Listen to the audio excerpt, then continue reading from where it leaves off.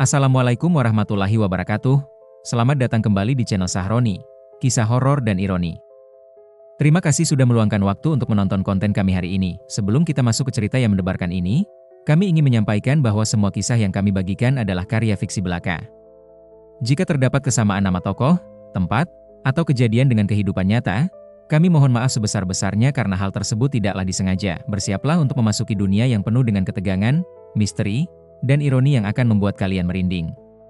Pastikan kalian sudah menyiapkan mental dan jangan lupa untuk like, subscribe, dan nyalakan notifikasi agar tidak ketinggalan cerita-cerita seru lainnya dari Sahroni. Di sebuah desa kecil di lereng Gunung Lawu, hiduplah seorang pemuda bernama Adi. Usianya 23 tahun, namun pikirannya seperti anak berusia 7 tahun. Sejak lahir, ia tak pernah bisa berbicara dengan jelas, hanya mengeluarkan suara-suara yang sulit dipahami. Ibunya, Bu Siti, selalu sabar menghadapinya. Ayahnya, Pak Karno, bekerja keras sebagai petani untuk menghidupi keluarga kecil mereka. "Adi, jangan jauh-jauh, ya," kata Bu Siti sambil mengelus kepala anaknya setiap pagi. Adi hanya mengangguk, matanya yang polos menatap ibunya dengan penuh kasih sayang. Namun pada suatu sore di bulan September, Adi menghilang, hari pertama kehilangan Adi. "Adi, mana kamu?" teriak Bu Siti dengan panik. Suaranya memecah keheningan sore yang mulai gelap. Pak Karno berlari keluar rumah, keningnya berkerut. "Ada apa, Bu? Kenapa teriak-teriak?" "Adi hilang, Pak. Tadi sore dia masih main di halaman. Sekarang nggak ada." "Apa?" Pak Karno langsung mengambil senter. "Kita cari." Mereka menyusuri jalan desa, mengetuk pintu rumah tetangga satu persatu. "Pak Budi, Adi saya hilang. Apa Bapak lihat dia lewat sini?" tanya Bu Siti dengan mata berkaca-kaca. Pak Budi, tetangga sebelah, menggeleng. "Tidak, Bu. Tapi saya bantu cari." "Tunggu, saya panggil yang lain." Dalam waktu singkat, hampir semua warga desa berkumpul. Mereka membawa senter, obor, dan trompet sebagai tanda jika menemukan Adi. "Terakhir Adi terlihat ke arah mana, Bu?" tanya Mbah Darmo, kepala desa. Dia main di belakang rumah." "Dekat pinggir hutan," jawab Bu Siti sambil terisak. Wajah Mbah Darmo berubah serius. "Hutan kemuning? Astaga, kita harus cepat. Hutan itu angker." "Angker gimana, Mbah?" tanya pemuda desa bernama Tommy. "Banyak orang hilang di sana. Kata orang-orang tua, ada penunggu hutan yang suka menculik orang. Terutama yang lemah." Bu Siti menjerit histeris. Anakku lemah, Mbah. Dia nggak bisa mikir kayak orang normal. Bagaimana kalau dia?" Ia tak sanggup melanjutkan kata-katanya. Sudah. Kita cari sekarang," kata Mbah Darmo sambil mengatur strategi pencarian. Puluhan warga desa memasuki hutan kemuning. Cahaya senter mereka menari-nari di antara pepohonan yang lebat. Kabut tipis mulai turun, membuat jarak pandang semakin terbatas. "Adi." "Jawab, Nak," teriak Pak Karno. Suaranya bergema di antara pepohonan, namun tak ada sahutan. Mereka mencari hingga tengah malam. Tak ada jejak Adi sama sekali. "Pak Karno, Bu Siti, sebaiknya kita istirahat dulu. Besok pagi kita lanjutkan dengan tim yang lebih besar," saran Mbah Darmo. Bu Siti tak mau pulang. Ia terus menangis di pinggir hutan. "Aku nggak bisa ninggalin dia, Pak. Adi takut gelap. Dia pasti ketakutan sekarang. Bu, dengar. Kita nggak bakal berhasil kalau kita kecapean. Besok kita akan cari dengan lebih baik." Pak Karno memeluk istrinya erat-erat. Minggu PRTAMA pencarian terus dilakukan. Polisi dari kota datang dengan anjing pelacak. Media massa meliput berita kehilangan Adi. Poster-poster dengan wajah Adi ditempel di setiap sudut desa dan kota terdekat. "Ini hari ke-7, Pak. Kami sudah menyisir hampir seluruh area hutan," lapor seorang polisi kepada Pak Karno. "Terus cari. Anak saya pasti masih hidup," bentak Pak Karno dengan mata merah. "Pak Karno, kami mengerti. Tapi faktanya, tidak ada jejak sama sekali. Bahkan anjing pelacak kami kehilangan jejak setelah 100 meter masuk hutan. Seperti Adi menghilang begitu saja." "Maksud Bapak apa?" Bu Siti bangkit dari duduknya. Wajahnya pucat, matanya cekung karena kurang tidur. Polisi itu menghela napas. "Maaf, Bu. Tapi ini kasus yang sangat aneh. Biasanya, setidaknya ada jejak kaki, atau potongan baju tersangkut, atau sesuatu. Tapi ini benar-benar tidak ada apa-apa. Sore harinya, Bu Siti pergi ke rumah Mbah Karni, dukun terkenal di desa sebelah. Rumahnya kecil, dipenuhi aroma kemenyan dan rempah-rempah.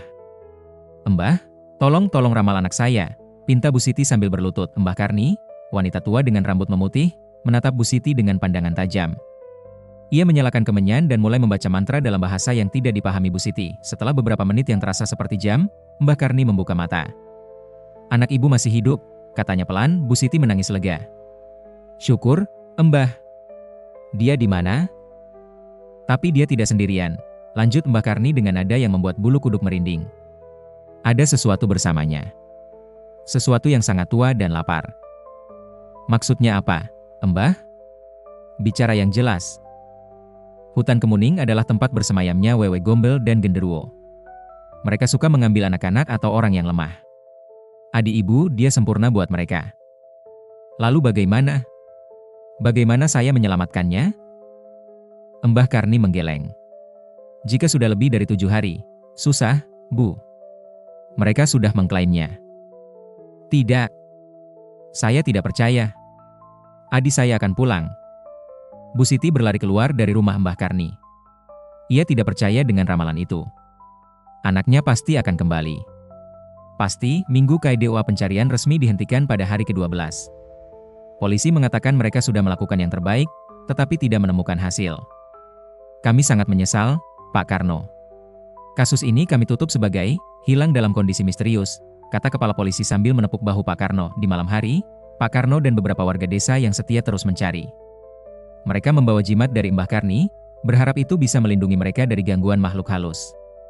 "Pak Karno, dengar," kata Slamet, sahabat Pak Karno. "Tadi malam saya mimpi." "Mimpi apa?" "Saya lihat Adi. Dia berdiri di tengah hutan. Tapi ada sosok hitam di belakangnya. Sosok itu tersenyum." Pak Karno merinding. "Jangan ngomong yang aneh-aneh, Matt. Kita fokus cari Adi." "Tapi Pak, saya juga dengar dari Mbah Karni kalau..." "Cukup.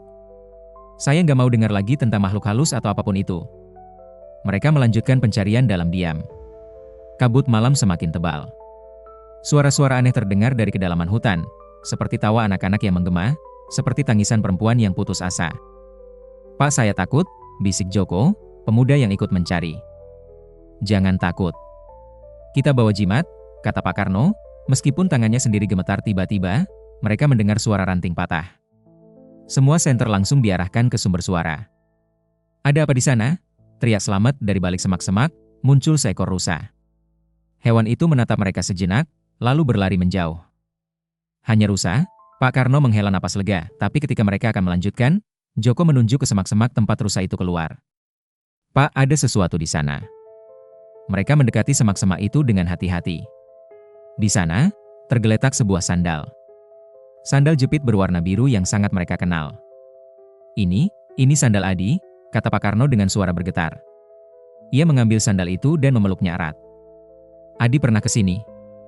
Dia pernah di tempat ini." Mereka mencari di sekitar area itu dengan lebih intens. Tapi selain sandal itu, tidak ada petunjuk lain. Seperti Adi menghilang begitu saja setelah sandalnya terlepas. Minggu KTIG Bu Siti jatuh sakit. Ia tak mau makan, tak mau minum. Hanya berbaring di kasur sambil memeluk baju Adi. "Bu, kumohon makan." "Adi nanti sedih kalau lihat ibu sakit," bujuk Pak Karno. "Adi sudah mati, Pak," bisik Bu Siti dengan tatapan kosong. "Anak kita sudah mati." "Jangan ngomong gitu, Bu. Adi masih hidup. Kita akan temukan dia." "Sudah 3 minggu, Pak. Dia pasti sudah. Bu Siti menangis lagi, tetangga-tetangga datang membawa makanan dan doa. Mereka semua sudah pasrah, meyakini Adi tidak akan pernah kembali. Tapi mereka tidak berani mengatakannya di depan Pak Karno dan Bu Siti. "Ibu Siti, tabah ya," kata Bu Marni sambil mengelus punggung Bu Siti. "Semua sudah kehendak Tuhan. Kenapa Tuhan ambil anak saya? Dia nggak pernah berbuat jahat. Dia polos. Dia nggak ngerti apa-apa," isak Bu Siti. Malam itu, Pak Karno pergi sendirian ke hutan. Ia sudah tidak peduli lagi dengan cerita-cerita angker. Ia hanya ingin menemukan anaknya, hidup atau mati. "Adi. Adi, ini Bapak." Kalau kamu dengar, jawab, teriaknya sambil memasuki hutan yang gelap gulita. Angin bertiup kencang, membuat daun-daun berdesir mengerikan. Pak Karno terus berjalan, menembus semak belukar dan menyeberangi sungai kecil. Tolong! Siapapun yang bawa anak saya, kembalikan dia. Ambil nyawa saya kalau perlu, tapi kembalikan Adi, jeritnya dengan putus asa. Tiba-tiba, ia mendengar suara. Suara yang sangat familiar. Suara Adi. Ah. Suara terbata-bata khas Adi yang tidak bisa bicara. Adi? Adi, kamu di mana? Pak Karno berlari mengikuti suara itu, tapi semakin ia mendekat, suara itu semakin menjauh. Seperti menggodanya, mengajaknya masuk lebih dalam ke hutan. Adi. Bapak di sini. Ug. Bak Ug. Suara itu terdengar menderita. Pak Karno terus berlari, hingga ia tersandung akar pohon dan jatuh. Senternya terlempar jauh. Dalam kegelapan, ia mendengar suara tawa. Tawa seorang perempuan yang mengerikan. Siapa itu? Tunjukkan dirimu, teriak Pak Karno. Tawa itu semakin keras, bergema di seluruh hutan. Lalu tiba-tiba berhenti. Hening, Pak Karno merangkak mencari senternya. Ketika ia menemukannya dan menyalakannya, ia melihat sesuatu yang membuat jantungnya hampir berhenti. Di depannya, tergantung di dahan pohon, adalah sebuah kain putih panjang. Pocong, makhluk itu bergerak-gerak, melompat mendekat. Pak Karno berteriak dan berlari sekuat tenaga. Ia tidak peduli arah. Ia hanya ingin keluar dari hutan itu. Setelah berlari entah berapa lama, ia akhirnya sampai di pinggir hutan. Ia jatuh berlutut, napasnya tersengal-sengal. Pak Karno, Bapak kenapa? Selamat dan beberapa warga desa menghampiri. Pocong, ada pocong di sana. Katanya di antara napasnya yang terengah-engah. Sudah kami bilang, Pak. Hutan itu berbahaya. Jangan pergi sendirian lagi. Pak Karno menangis. Untuk pertama kalinya sejak Adi hilang, ia menangis sejadi-jadinya. Minggu KMPAT sudah hampir 1 bulan Adi hilang. Bu Siti bahkan sudah menyiapkan upacara kematian. Ia pasrah. Anaknya tidak akan pernah kembali. Pak, mungkin sudah waktunya kita merelakan, kata Bu Siti dengan suara serak. Pak Karno tidak menjawab. Ia hanya menatap kosong ke arah hutan dari teras rumah mereka. Hari itu adalah hari Jumat Kliwon, hari yang dianggap keramat. Banyak yang bilang di hari itu, batas antara dunia manusia dan makhluk halus menipis. Sore menjelang maghrib, ketika semua orang mulai bersiap-siap untuk sholat, terdengar teriakan dari ujung desa. Ada orang keluar dari hutan. Pak Karno dan Bu Siti langsung berlari. Jantung mereka berdebar kencang. Di pinggir hutan, berkumpul banyak orang. Mereka menatap dengan takjub dan takut pada seseorang yang berdiri di sana. Adi, dia berdiri dengan pakaian yang kotor dan compang-camping. Rambutnya acak-acakan. Tapi yang paling mengejutkan, matanya. Matanya yang biasanya polos dan kosong, kini tajam dan fokus. Adi. Bu Siti berlari memeluk anaknya. Adi, kamu pulang. Kamu pulang. Tapi Adi tidak langsung membalas pelukan ibunya. Ia hanya berdiri diam, membiarkan ibunya menangis di dadanya. Adi, kamu kemana saja, nak? Bapak dan ibu sangat khawatir, kata Pak Karno dengan mata berkaca-kaca. Lalu Adi membuka mulutnya. Dan yang keluar dari mulutnya membuat semua orang terdiam. Aku di hutan, katanya dengan jelas. Dengan sangat jelas, Bu Siti terperanjat. Ia mundur selangkah, menatap anaknya dengan tidak percaya. Kamu bisa bicara, bisiknya. Ya, ibu. Aku bisa bicara sekarang, jawab Adi. Suaranya datar, tanpa emosi. Kerumunan orang di sekitar mereka berbisik-bisik. Gimana bisa? Dia kan tidak bisa bicara sejak lahir. Ini mukjizat atau? Pak Karno memeluk Adi erat. Syukurlah kamu selamat. Ayo pulang, nak. Ayo pulang. Mereka berjalan pulang dikelilingi warga desa yang penasaran. Adi berjalan dengan langkah yang tenang, terlalu tenang untuk orang yang baru selamat dari hutan selama sebulan. Di rumah, Bu Siti langsung menyiapkan air hangat dan makanan untuk Adi. Adi, kamu makan dulu, ya. Pasti kamu lapar, kata Bu Siti sambil menyodorkan sepiring nasi dan lauk. Adi menatap makanan itu sejenak, lalu mulai makan. Tapi cara makannya sempurna. Menggunakan sendok dengan benar, tidak berantakan seperti biasanya. Pak Karno dan Bu Siti saling menatap. Adi, kamu makan dengan rapi, kata Pak Karno hati-hati. Memang seharusnya begitu, kan, Pak? Jawab Adi sambil terus makan. Bu Siti merinding. Ini bukan Adi yang dia kenal. Adi yang dia kenal tidak bisa berbicara, tidak bisa makan dengan rapi, tidak bisa normal seperti ini. Adi, cerita ke ibu. Kamu di mana selama sebulan ini? Tanya Bu Siti. Adi meletakkan sendoknya. Ia menatap ibunya dengan pandangan yang membuat Bu Siti tidak nyaman. Aku di hutan, Bu. Di tempat yang sangat dalam. Gelap. Dingin. Kamu ketemu siapa di sana? Banyak. Aku ketemu banyak orang, jawab Adi. Atau mungkin bukan orang. Pak Karno menegang. Maksudnya apa, Nak? Ada yang rambutnya panjang sekali. Mukanya putih. Dia suka tertawa. Dia bilang namanya Wewe Gombel. Bu Siti menutup mulutnya, menahan jeritan.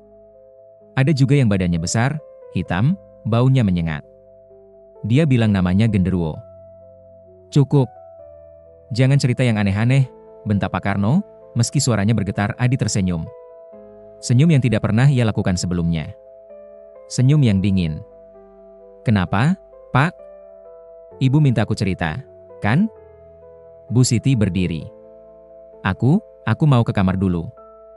Aku pusing. Setelah Bu Siti pergi, Pak Karno duduk di depan Adi. Adi, dengar. Bapak tahu kamu mengalami sesuatu yang menakutkan di hutan. Tapi kamu sudah selamat sekarang. Kamu sudah di rumah. Aman? Kata Pak Karno sambil mengelus kepala anaknya. Adi menatap ayahnya. Aku tahu, Pak. Aku sudah di rumah. Tapi, apa benar aku selamat? Apa maksudmu? Tidak ada, Pak. Tidak ada. Hari-hari berlalu, dan Adi semakin berbeda. Ia yang dulu hanya bisa membuat suara-suara tidak jelas, kini bisa berbicara dengan lancar. Ia yang dulu tidak bisa membaca, kini mengambil buku-buku di rumah dan membacanya dengan mudah. Ia yang dulu tidak bisa menghitung, kini membantu ayahnya menghitung hasil panen. Pak, ini aneh, kata Bu Siti suatu malam ketika Adi sudah tidur. Ini sangat aneh. Apa maksud ibu? Ini mukjizat, Bu. Adi sembuh. Sembuh? Pak, keterbelakangan mental tidak bisa sembuh begitu saja. Apalagi dia bisa bicara dengan sempurna. Ini tidak mungkin. Lalu menurut ibu, itu siapa yang tidur di kamar Adi? Bu Siti menangis. Aku tidak tahu, Pak. Aku tidak tahu. Tapi aku takut. Aku takut sama anak kita sendiri. Pak Karno memeluk istrinya. Kita harus percaya. Mungkin di hutan itu ada sesuatu yang menyembuhkannya. Tapi Bu Siti tidak yakin. Setiap kali ia menatap mata Adi, ia melihat sesuatu yang asing. Sesuatu yang bukan anaknya. Suatu malam, Bu Siti bangun karena mendengar suara. Ia berjalan keluar kamar dan melihat pintu kamar Adi terbuka. Cahaya bulan masuk dari jendela, menerangi kamar itu dengan cahaya keperakan yang menyeramkan. Adi berdiri di tengah kamar, membelakangi pintu. Ia berbisik sesuatu dalam bahasa yang tidak dipahami Bu Siti. Bahasa yang terdengar kuno dan menakutkan. Adi, bisik Bu Siti. Adi berhenti berbisik. Perlahan, sangat perlahan, ia memutar kepalanya. Dan Bu Siti melihat sesuatu yang membuat ia hampir pingsan. Mata Adi berwarna hitam seluruhnya. Tidak ada putih mata. Hanya hitam pekat. Bu Siti berteriak dan pingsan. Ketika Bu Siti sadar, ia sudah di ranjangnya sendiri. Pak Karno dan Adi ada di sampingnya. Ibu. Ibu kenapa? Tanya Adi dengan wajah khawatir. Matanya normal. Putih dan coklat seperti biasa. Aku. Bu Siti tidak bisa berkata apa-apa. Ibu mimpi buruk, ya? Ibu tadi teriak-teriak. Beruntung Bapak dan aku dengar, kata Adi sambil menyodorkan segelas air. Bu Siti tidak menerima air itu. Ia menatap Adi dengan ketakutan. Ibu kenapa lihat aku gitu? Aku ini anak ibu, kok, kata Adi. Ada nada mengejek di suaranya. Adi, keluar dulu. Biarkan ibu istirahat, kata Pak Karno. Setelah Adi keluar, Bu Siti menceritakan apa yang ia lihat. Pak, matanya hitam semua. Dan dia bicara dalam bahasa aneh. Ibu pasti lelah. Ibu pasti, aku tidak mimpi, Pak. Aku sadar. Itu bukan adik kita. Itu bukan anak kita. Pak Karno terdiam. Dalam hatinya, ia juga merasa ada yang tidak beres. Tapi ia tidak mau mengakuinya. Esok harinya, Bu Siti pergi ke rumah Mbah Karni lagi. Kali ini, ia memaksa Pak Karno ikut. Mbah, anak kami sudah pulang, kata Bu Siti. Mbah Karni yang sedang menyapu halaman berhenti. Ia menatap Bu Siti dengan pandangan serius. Pulang? Dalam keadaan bagaimana? Dia normal, Mbah. Dia bisa bicara. Dia bisa mikir kayak orang normal. Tapi apa? Aku takut, Mbah. Ada yang tidak beres dengan dia. Mbah Karni menghela napas panjang. Saya sudah bilang, kan? Kalau sudah lebih dari 7 hari, mereka sudah mengklaimnya. Maksud Mbah apa? Bicara yang jelas. Pak Karno mulai frustrasi. Anak Bapak, Adi yang asli, mungkin sudah pergi. Yang pulang ke rumah Bapak itu bukan lagi Adi. Apa?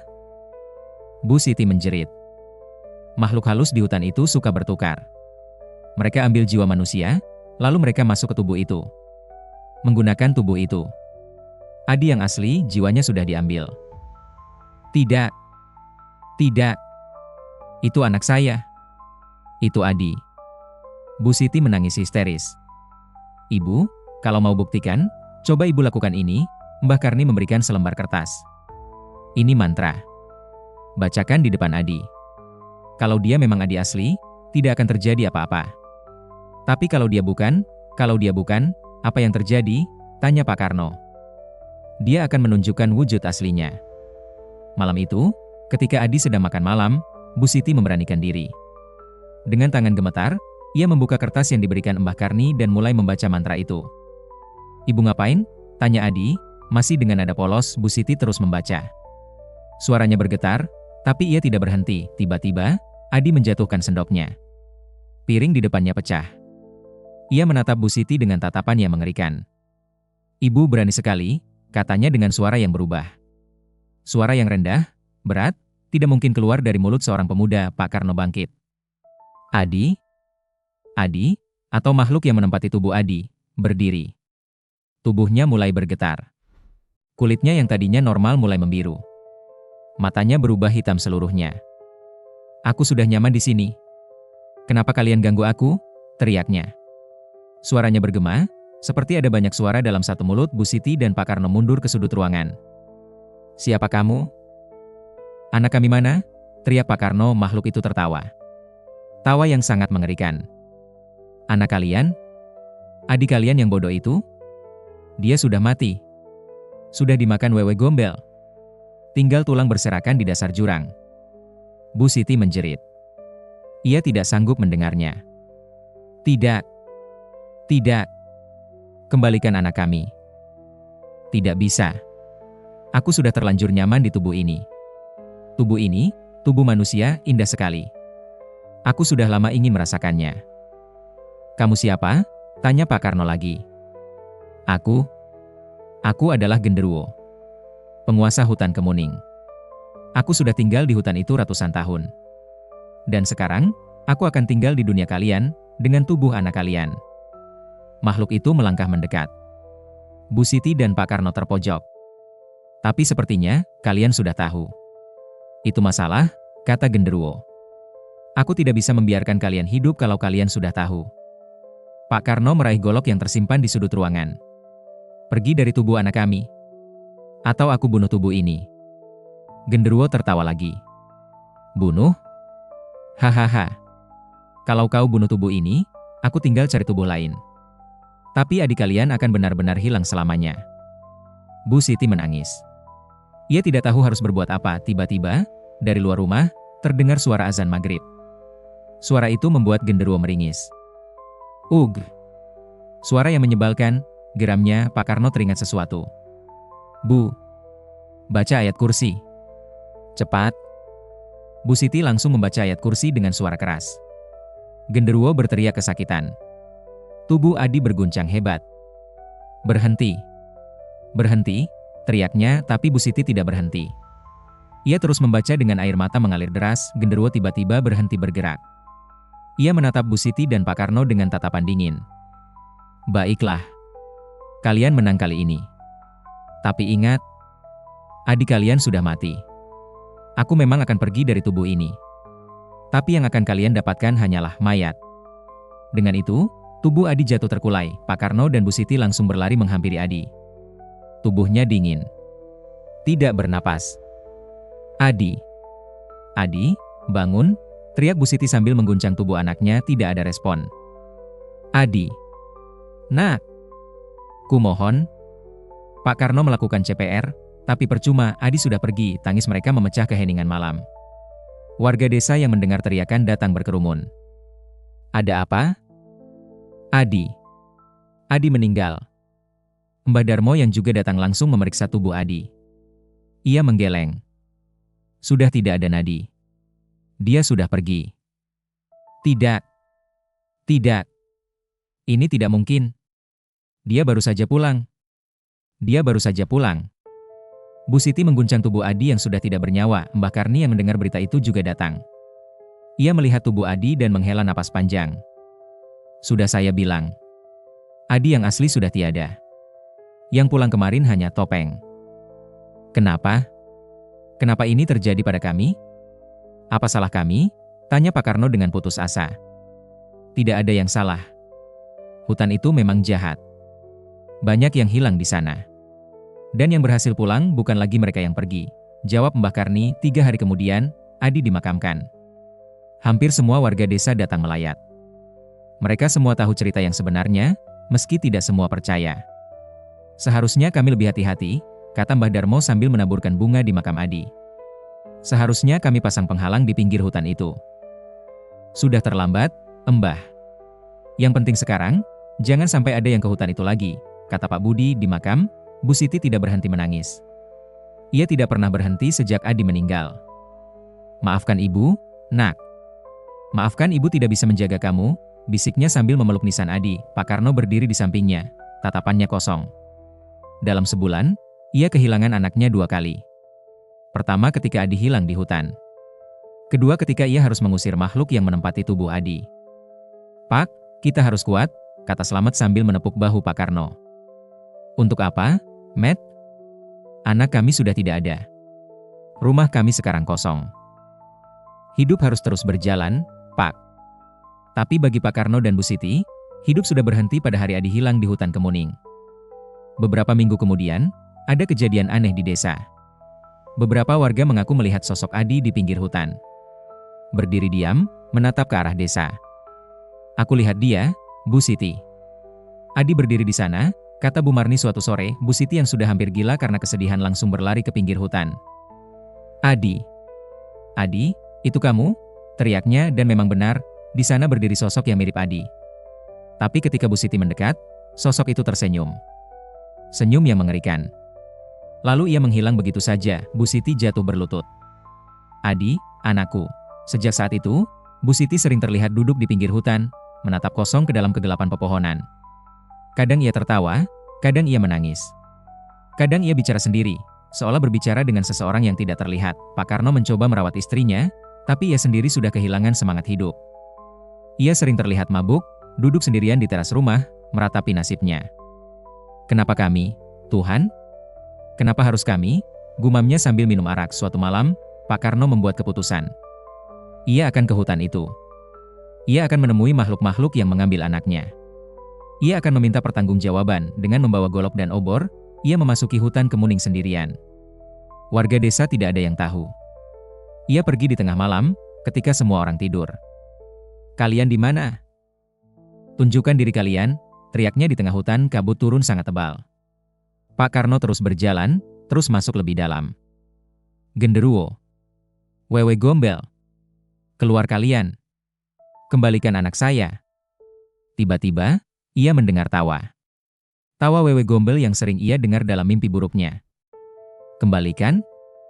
Hahaha, dia sudah jadi bagian dari kami. Suara itu bergema dari mana-mana. Kalian pembunuh. Kalian monster. Monster? Kami hanya mengambil apa yang tersesat di wilayah kami. Salahnya dia datang ke sini. Pak Karno menangis. Dia anak kecil. Dia tidak tahu apa-apa. Dia polos. Justru karena itu dia sempurna. Jiwa yang polos, jiwa yang tidak ternoda paling enak. Pak Karno melempar goloknya ke arah suara. Aku akan bunuh kalian. Bunuh kami? Hahaha. Kami sudah ada jauh sebelum kakekmu lahir. Kami adalah penguasa hutan ini. Lalu muncul sosok besar dari balik pepohonan. Genderuwo. Makhluk hitam besar dengan mata merah menyala. "Kau ingin ikut anakmu?" tanyanya dengan suara menggelegar. "Ya. Bawa aku. Tapi kembalikan Adi." Genderuwo tertawa. "Bodoh. Adi sudah tidak ada. Yang tersisa hanya tulang-tulangnya di dasar jurang." Pak Karno tidak sanggup lagi. Ia jatuh berlutut, menangis terseduh-seduh. Kumohon, Genderuwo mendekatinya. "Baiklah. Kalau kau ingin bertemu Adi, aku bisa mengatur." Sebelum Pak Karno sempat bereaksi, Genderuwo meraihnya dan membawanya terbang ke dalam hutan. Esok harinya, warga desa menemukan Bu Siti meninggal di pinggir hutan. Ia tersenyum, seperti sedang tidur dengan nyenyak. Di tangannya, tergenggam sebuah baju.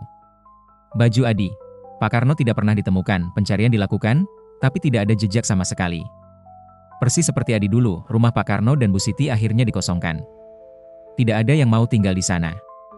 Konon, setiap malam, terdengar suara tangisan dari dalam rumah itu. Tangisan seorang anak yang memanggil ibunya. Warga desa memasang peringatan di pinggir hutan kemuning. "Jangan memasuki hutan ini, banyak yang hilang. Sedikit yang kembali dan yang kembali." Bukan lagi mereka yang pergi. Dan di dalam hutan, di tempat yang sangat gelap, sangat dalam, terdengarlah percakapan. "Akhirnya keluarga itu lengkap," kata Wewe Gombel sambil tertawa. "Ya. Ayah, ibu, dan anak. Semuanya jadi milik kita," jawab Genderuwo. Di sudut gelap hutan, 3 sosok berdiri. Sosok Adi, sosok Pak Karno, dan sosok Bu Siti. Mata mereka hitam seluruhnya. Senyum mereka dingin dan mengerikan. Mereka tidak lagi manusia, mereka sudah menjadi bagian dari hutan. Beberapa tahun kemudian, seorang pendaki tersesat di hutan kemuning. Ia melihat sebuah keluarga berdiri di tengah hutan. Seorang ayah, ibu, dan anak muda. "Permisi, Pak, Bu. Saya tersesat. Bisa tunjukkan jalan keluar?" tanyanya. Keluarga itu berbalik. Dan pendaki itu melihat wajah mereka. Wajah yang pucat, mata yang hitam, senyum yang mengerikan. "Jalan keluar?" kata sosok yang mirip Adi. "Tidak ada jalan keluar. Selamat datang di rumah kami." Pendaki itu berteriak dan berlari. Tapi sudah terlambat, hutan kemuning mengklaim korban lagi dan sosok keluarga itu tersenyum, menunggu korban berikutnya, karena di hutan kemuning, yang masuk tidak pernah benar-benar keluar. Terima kasih yang sebesar-besarnya sudah setia mendengarkan kisah sampai selesai. Kehadiran kalian adalah motivasi terbesar bagi kami untuk terus menghadirkan cerita-cerita horor yang tidak hanya menegangkan, tapi juga penuh dengan ironi kehidupan yang menggugah pikiran. Jangan lupa untuk subscribe dan aktifkan notifikasi agar kalian tidak melewatkan kisah-kisah berikutnya yang pastinya akan membawa kalian masuk lebih dalam ke dunia misteri dan keanehan yang menggelitik rasa penasaran. Sampai jumpa kembali di cerita selanjutnya. Semoga malam kalian penuh kedamaian, dan keberanian kalian tak pernah surut menghadapi kegelapan. Wassalamualaikum warahmatullahi wabarakatuh.